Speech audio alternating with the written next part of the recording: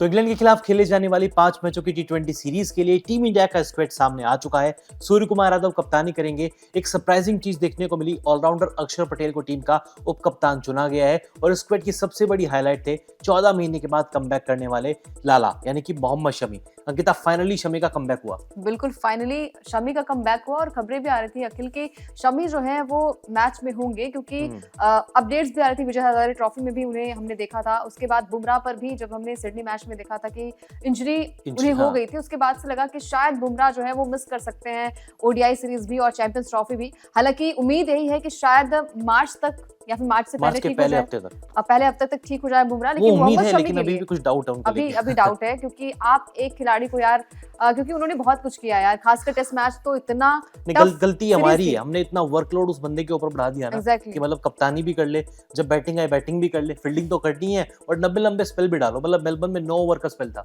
जहां पर उन्होंने माइक में कहा भी था कि अब बहुत हो गया, अब मेरे अंदर मैं जोर नहीं लगा सकता। अब देख लीजिए सिडनी में उसका खामियाजा भुगतना पड़ा। अब चैंपियंस ट्रॉफी हमारे लिए दांव पर लगी हुई है। खैर, बात करेंगे चैंपियंस ट्रॉफी के बाद में, लेकिन इंग्लैंड के खिलाफ टी20 सीरीज के लिए टीम इंडिया का जो स्क्वाड है, पहले आपको स्क्वाड दिखाते हैं। सूर्य कुमार यादव कप्तानी करेंगे, संजू सैमसन विकेटकीपर, अभिषेक शर्मा, तिलक वर्मा, हार्दिक पांड्या, रिंकू सिंह, नीतीश कुमार रेड्डी। ऑस्ट्रेलिया में अच्छा परफॉर्मेंस किया था, उसका इनाम मिला।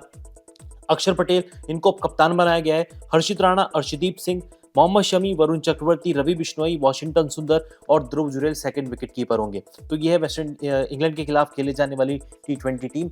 कोई ऐसा लगा कुछ आपको कि इसमें वो प्लेयर होना चाहिए था, कोई सरप्राइजिंग नाम जो आप मिस कर रहे हो? आई थिंक नहीं, क्योंकि शमी का थोड़ा सा मुझे लगा, क्योंकि टी20 आई थिंक 2022 में ही खेला था उन्होंने 2022 में टी20 फॉर्मेट खेला था, उसके बाद से एक लंबा, बल्कि 2022 का शायद वर्ल्ड कप, उसके बाद से खेला भी नहीं है, तो थोड़ा लगा। बट अच्छी बात है कि हमारे लिए अच्छी खबर है कि शमी जो है वो फिट हो चुके हैं और वो कमबैक करेंगे। इसके अलावा आई थिंक बस उप कप्तानी को लेकर थोड़ा सा हुआ कि अक्षर पटेल को मिली उप कप्तानी, उम्मीद थी हार्दिक पांड्या को मिलेगी, बट आई थिंक कुछ सरप्राइजिंग नहीं था। बस थोड़ा शमी के लिए था कि शमी टी20 फॉर्मेट में 2022 के बाद से आए। अदरवाइज वही स्क्वाड नजर आ रहा जो हमने साउथ अफ्रीका के खिलाफ भी देखा था, क्योंकि पूरा वही ओपनिंग पार्ट, अगर ओपनिंग ऑर्डर देखें आप, संजू, अभिषेक, तिलक, सूर्या, रिंकू भी है वहां पर, हार्दिक पांड्या भी, अक्षर पटेल भी है।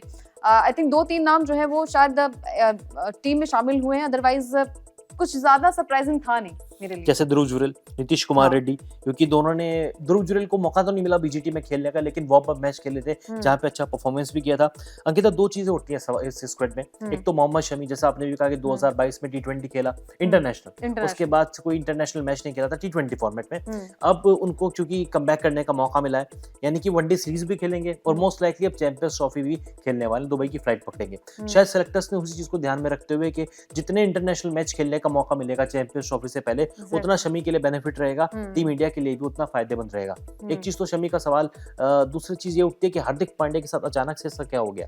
मतलब वर्ल्ड कप की अगर आप हाईलाइट उठा के देखो, हम चैंपियन भी बन गए, हमने बारबाडोस में तिरंगा भी लहरा दिया, खुद रोहित शर्मा की कप्तानी में। मतलब हार्दिक पांड्या का परफॉर्मेंस भी अच्छा था। बिल्कुल ऐसा नहीं कि हार्दिक ने मतलब वन साइडेड परफॉर्मेंस किया, एक आध मैच में चले, सभी के सभी मैचेस में एज अ बैटर भी एज अ बॉलर भी कंप्लीट पैकेज थे ऑलराउंडर का।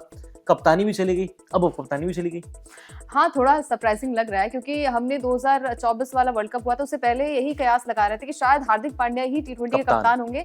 उसके बाद से कप्तानी जो है वो रोहित शर्मा करते नजर आए, विराट कोहली की भी एंट्री हुई, लगा कि चलिए ठीक है, सीनियर प्लेयर है, शायद ये मैच हम जीते और एक ट्रिब्यूट भी हो जाएगा उनके लिए। लेकिन उसके बाद फिर सूर्या को अचानक से कप्तानी मिली और चलिए ठीक है, उस वक्त वो उप कप्तान भी थे, इतना बुरा भी नहीं लग रहा था, बट अचानक से यहाँ पर अक्षर पटेल को उप कप्तानी मिली, थोड़ा सा सरप्राइजिंग था, थोड़ा क्या बहुत ज्यादा सरप्राइजिंग था। अब ये कहा जा रहा है कि फिटनेस को लेकर के वो फिट नहीं रहते हैं और कप्तान को जो है वो टीम के साथ रहना चाहिए। फिटनेस उनकी बार-बार वो इंजर्ड होते रहते हैं, शायद इस वजह से फैसला लिया गया हो।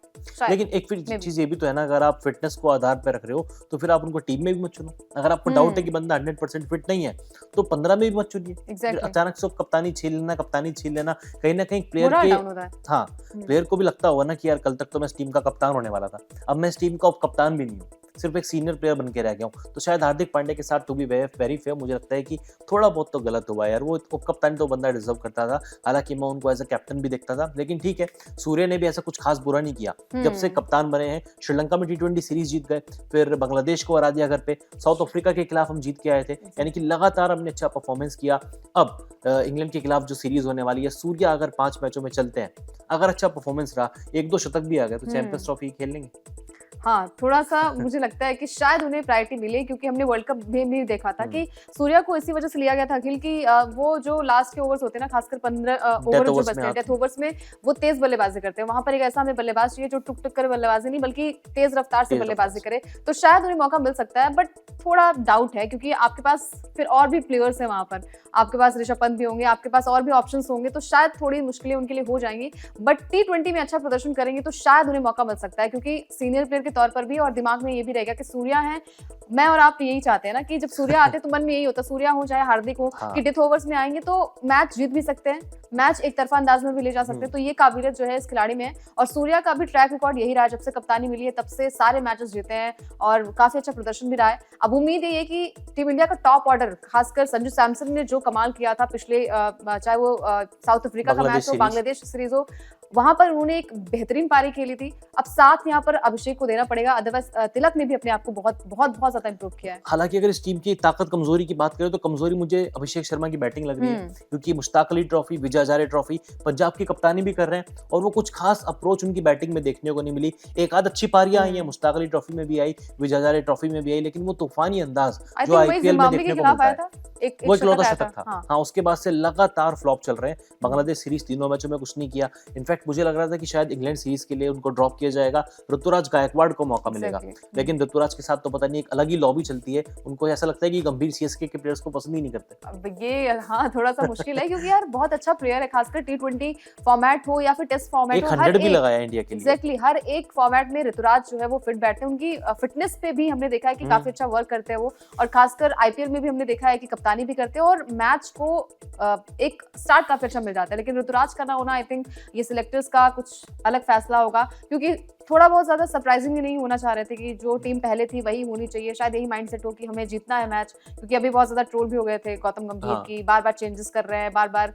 तमाम सारी चीजें थी। तो शायद इसी सोच के साथ टीम जो है वो चुनी गई है। अब इस टीम में वो कौन से 11 प्लेयर होंगे जिन्हें खेलने का मौका दिया जाएगा, अब थोड़ा सा पेचीदा मामला हो जाएगा। और कोई कमजोरी नजर आ रही है?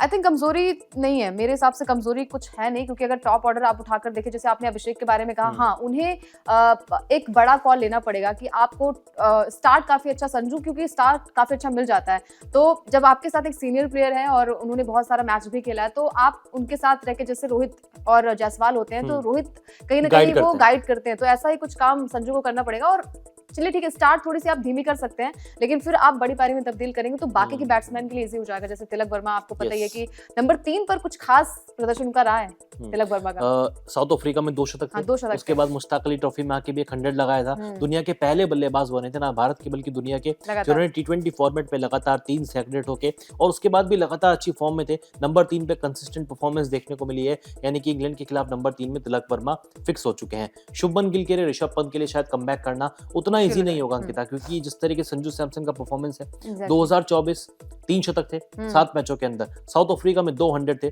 और शुभमन गिल को लेकर ये बात कही जा रही है कि शायद यशस्वी जायसवाल, नो डाउट यशस्वी जायसवाल का टीम इंडिया में कमबैक होगा T20 में, लेकिन गिल को अगर T20 में कमबैक करना है तो शायद उनके लिए ओडीआई और चैंपियंस ट्रॉफी फिर आईपीएल कुछ ज्यादा ही आउटस्टैंडिंग परफॉर्मेंस करना पड़ेगा। एग्जैक्टली, क्योंकि हमने देखा भी है कि गिल स्टार्ट में काफी लाइमलाइट में थे, लेकिन कहीं ना कहीं ओवरशैडो हो गया है जायसवाल के आने के बाद, क्योंकि जायसवाल ने अपने आप को प्रूव किया, और खासकर टेस्ट मैच में जो कि सबसे टफ फॉर्मेट होता है, उसमें अगर आप स्टार्ट अच्छा दे देते हैं और उस फॉर्मेट को आप समझ जाते हैं तो बाकी चीजें इजी हो जाती है। फिर आपको ये भी होता है कि चलिए नहीं इन्हें ओडीआई में भी डेब्यू कराना चाहिए, फिर क्योंकि देखिए उनका नाम जो है वो चैंपियंस ट्रॉफी के लिए सबसे आगे रखा जा रहा है कि वो मौका हो सकता है, खासकर लेफ्ट राइट कॉम्बिनेशन को देखते हुए भी। बट मेरे हिसाब से आप एक नाम और चर्चा का है विषय, नीतीश कुमार रेड्डी। हाँ।